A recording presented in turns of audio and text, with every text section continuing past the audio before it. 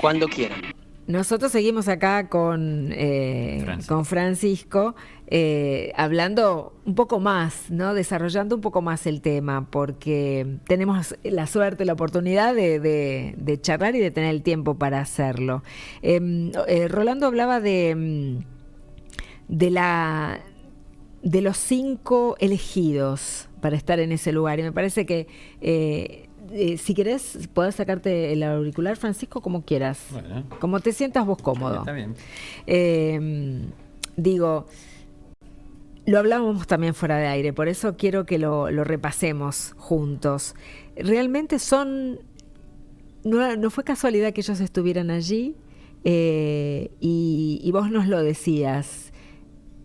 Han sido elegidos para dar este testimonio, para que hasta casi 50 años después podamos seguir entendiendo a través de ellos, no sé, la vida de Cristo, el anuncio del Evangelio. Contanos qué es lo que sentís después de verlo también a Rolando allá, de compartir un poco lo que es tu realidad de todos los días, porque decimos que Francisco Criquel es el vicepostulador de la causa y por tanto trabaja mucho. ¿Sos de la comunidad de San Patricio? ¿Eras de la comunidad de San Patricio? A ver, igual que Rolando, yo también era un joven de la parroquia. Ajá. ¿Cuántos años tenías cuando ocurrió? Bueno, cuando ocurrió el hecho yo tenía 18 años. Muy joven. Los conocí a ellos 4 años antes, 5 años antes. Yo ya estaba formando parte de un grupo, un coro, que al mismo tiempo era misionero, con la hermana Teresita Varela. Y bien, estábamos sintiendo un llamado muy especial de esa parroquia, a partir fundamentalmente de la llegada del padre Alfi Kelly como párroco en el año 1973. Cuando llega Alfi, ya estaban el otro Alfredo Liden y Pedro Dufo ya estaban de antes en la parroquia. Pedro había sido el párroco anterior y Alfi trae una impronta muy, muy nueva a la parroquia. Viene con seminaristas, esa casa se convierte también en una casa noviciado. Claro. Con el tiempo se fueron sumando otros jóvenes y terminó siendo una casa donde vivían 3 sacerdotes y 6 seminaristas. Claro. O sea, una comunidad de 9 personas. 9 religiosos, digámoslo así. 9 religiosos, exactamente. Y sí, coincido plenamente con lo que dijo Rolo.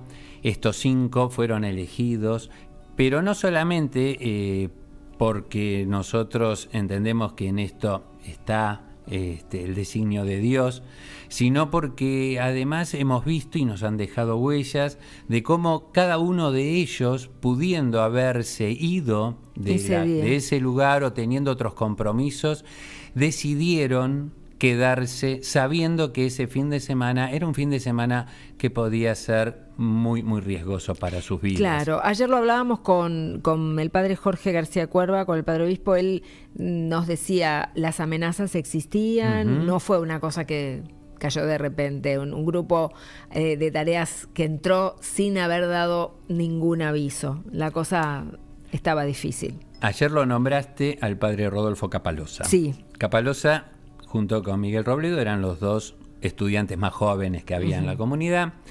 Y Rodolfo siempre comenta, y esto también está verificado en el diario de Alfi, que el lunes anterior al 4 de julio en comunidad se reunieron, que Alfi les preguntó a los jóvenes y al padre Alfredo Liden, que estaba presente en esa reunión, ante los hechos de violencia que estaban viéndose en la Argentina, el hecho de muertes, de sangre, de desaparecidos, si ellos tenían que continuar con esta vida que llevaban comunitaria, con esta denuncia a partir del Evangelio, de lo que era la verdad y la justicia.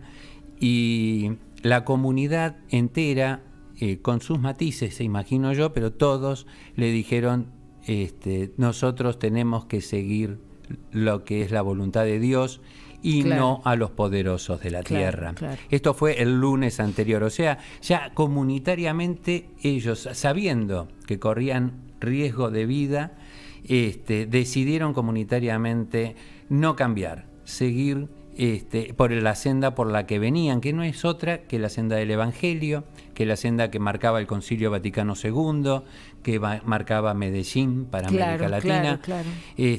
Fueron una comunidad de personas diferentes.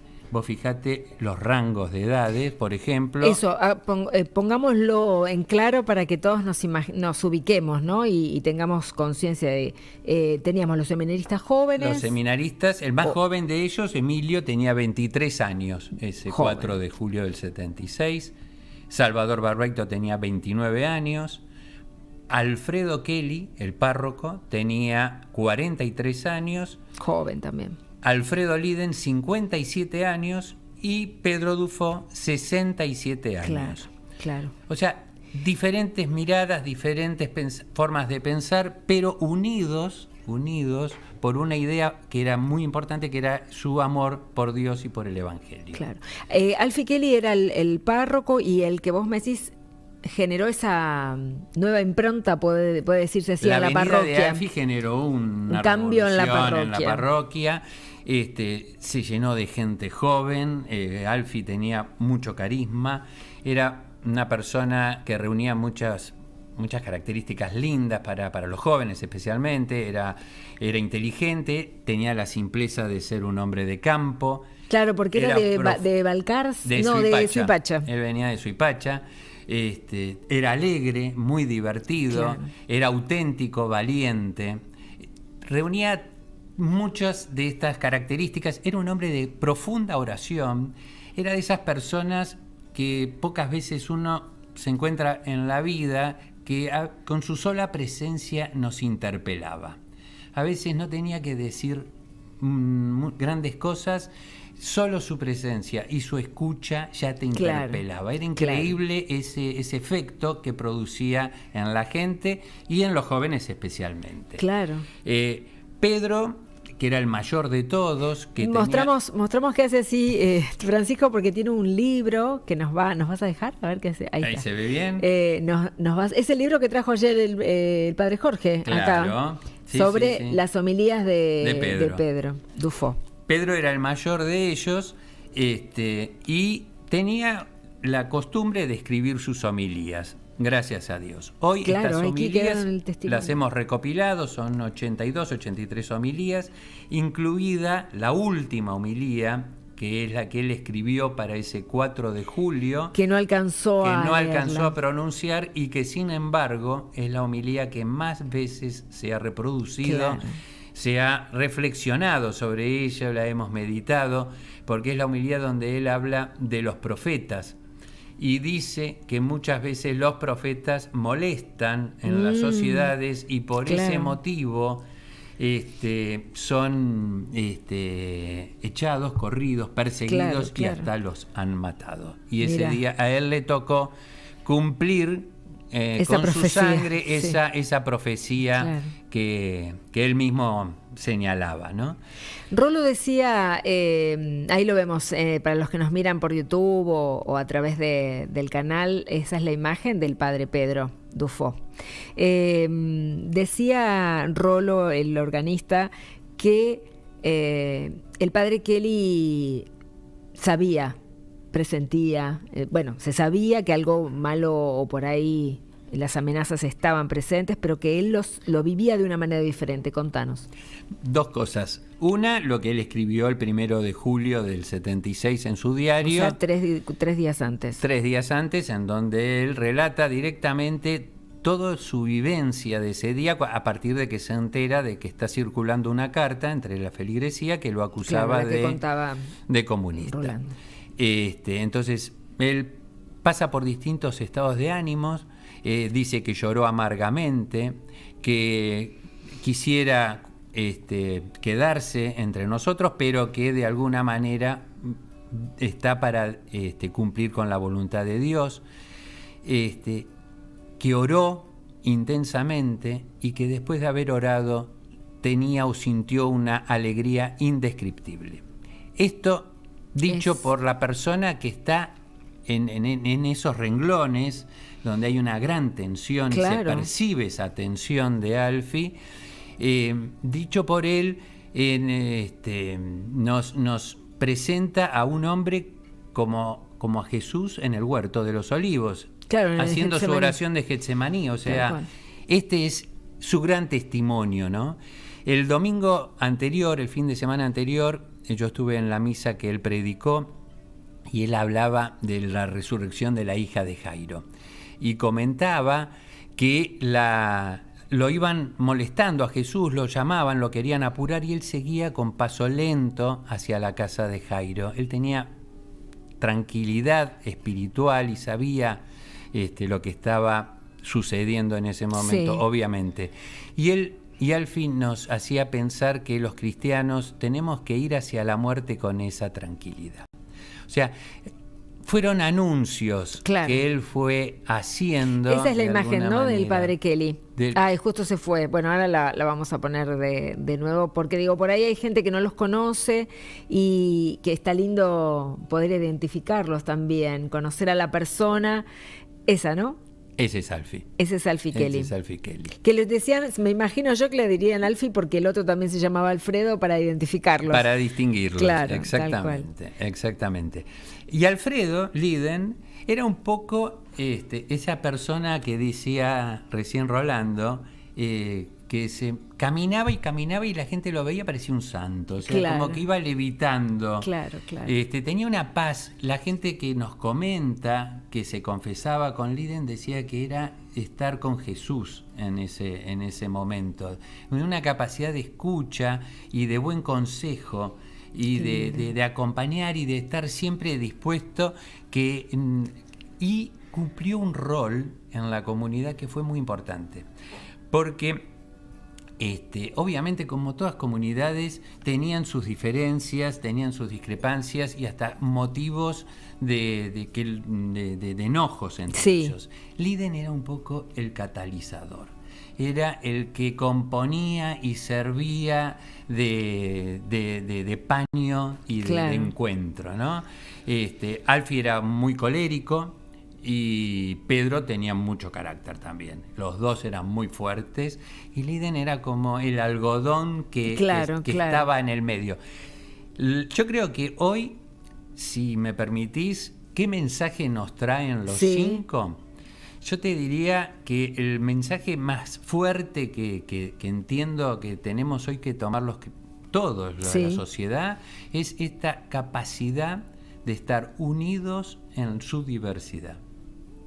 Esa capacidad de ponerse por encima de todo, que lo más importante es estar en comunidad y caminar en comunidad. Y como comunidad pudieron ser profetas. Claro. Mira, hablando de mensaje, tengo 2 mensajes para leerte.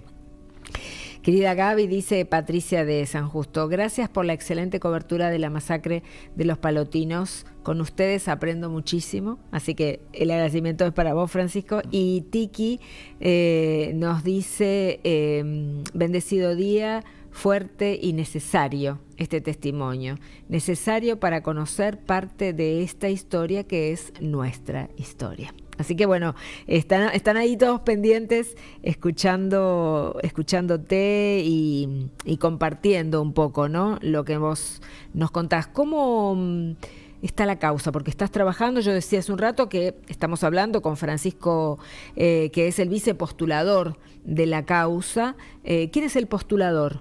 El postulador es el padre Juan Sebastián Velasco, que es el párroco. Actual párroco de San Patricio.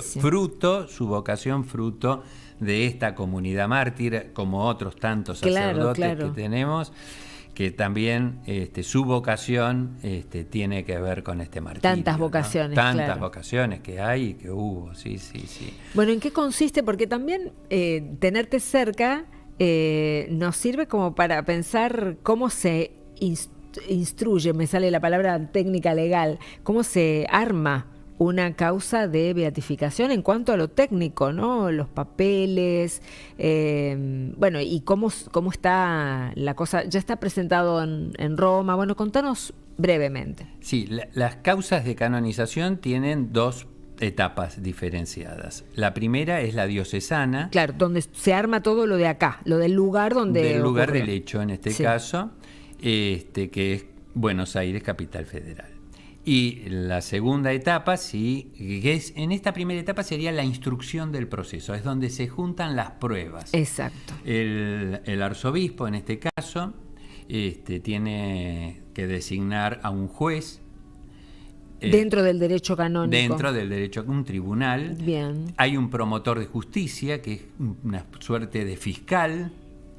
Que es el que va a decir, esto no sé. Exactamente, el que va a cuestionar, sí, claro. el que va a cuestionar las pruebas que se presenten y demás. Está el postulador de la causa, que sería el abogado defensor. El que postula la causa, que en este caso es la Sociedad del Apostolado Católico, y el postulador es Juan Sebastián Velasco.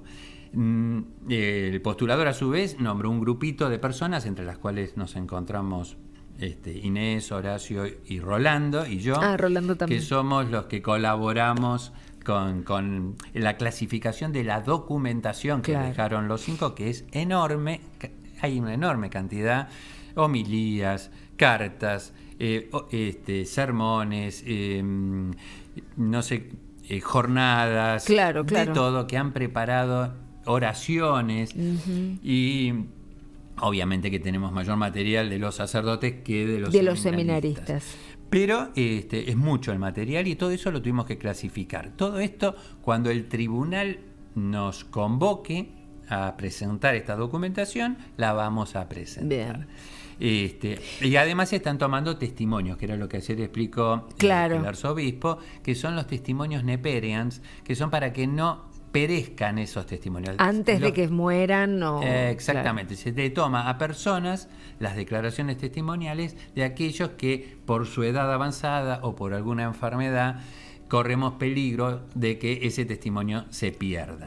Entonces, también de esto se ha trabajado, y ahora lo que estamos esperando es que con ahora la designación del nuevo tribunal podamos presentar estas pruebas, que se instruya todo el proceso acá, y cuando consideren que está todo listo, esto sea enviado a Roma para que ahí se dicte lo que sería la etapa de la sentencia. Claro, sí. Lo determine, porque el último que determina es el Papa. El Papa. Claro. El que aprueba o no es el Papa. En la justicia, vos sos abogado, la verdad es que tengo miedo de decir cualquier cosa, pero me animo igual. En la justicia se habla de las carátulas, ¿no? ¿Viste? Una causa tiene un nombre, una carátula. ¿Cómo en este caso podríamos hablar de qué carátula le ponemos? ¿Bajo qué nombre está? Ayer lo dijo el arzobispo, está a nombre de Alfie Kelly, me parece. No, de Alfredo Liden. De Liden. ¿Por qué? Se eligió a Alfredo, podría haber sido Alfredo Kelly o Pedro Dufo o alguno de los muchachos. Eligieron uno. Se eligió a Alfredo Liden porque era el delegado provincial, ahí está, que tenía la jerarquía mayor, digamos, dentro de la congregación. Entonces, era Alfredo Liden y compañeros. Y compañeros, martirio sobre martirio. A eso es lo que quería llegar, ¿no? Hoy les decimos testigos de la fe, y acá está el cuadríptico. También el cuadríptico que trajo, ahí está, lo trajo el obispo ayer, con una breve historia, muy linda, por otra parte. ¿Dónde los reparten? ¿Dónde se compran? ¿Se pueden...? No, los entregamos... ¿Allá en San Patricio? En San Patricio, lo hemos entregado en la conferencia episcopal a todos los obispos para que que lo sepan, claro. Sí, un pantallazo de la homilía del cardenal Bergoglio en el 2001, la página esta del padre Kelly. De Kelly en su diario, la homilía de Pedro Dufo que no pudo pronunciar. Exacto. Están las biografías de cada uno de ellos. Claro. Tenemos la oración. Vos sabés que todos los días 4 de cada mes nos reunimos todas las comunidades palotinas, cada uno en su lugar, y hacemos una oración por y con los mártires o con nuestros siervos de Dios. Y la oración, que es muy bonita, la hizo el padre Mamertomena Apache. Después la leemos. Que también los conoció. Sí, es muy, muy bonita. Y bueno, rezamos para que avance la causa. Claro, o sea, ¿no? Son testigos de la fe, y la Iglesia los reconocerá en ese tribunal allá en Roma. Sí, este pedido que hacemos desde la Iglesia de Buenos Aires, que es que se reconozcan mártires. Exactamente. ¿Porque fueron asesinados por odio a la fe o cuál es la...? Sí. A ver, acá nos presenta una dificultad las circunstancias políticas del país. En el año 76, el gobierno, que era un gobierno de facto, Sí. era un gobierno que se proclamaba católico, apostólico Sí, y romano. sí. Entonces, hablar de que Del odio a la fe. del odio a la complejo. fe, Claro. esto no ocurrió en un país donde se profesaban otras religiones. Claro, claro. Pero hay un criterio mucho más amplio en la Iglesia en este momento para determinar si es o no martirio, y tiene que ver con que el odio a la fe también alcanza la figura de aquellas personas que fueron martirizadas por defender valores como la justicia, como la verdad. Claro. Entonces hoy tenemos una mirada mucho más amplia y la consideración que hay desde la Iglesia permite que aún en situaciones como la de un país donde el gobierno era un gobierno católico, apostólico romano, y se tratara... Vos sabés que en este caso, si bien la causa judicial Sí. no llegó a sentencia, hay varias pruebas de que esto provino de un grupo de tareas. El propio Videla, Jorge Rafael Videla, en el libro La decisión final de Reato, reconoce Sí. de alguna manera con esta frase: fue un acto de tremenda torpeza, lo de los palotinos, Claro. y lo de las monjas francesas. Reconoce la autoría del Claro. hecho y la inocencia de las víctimas. Claro. Y la inocencia de las víctimas. Es el único caso en el cual este dictador, Videla, reconoció, Sí.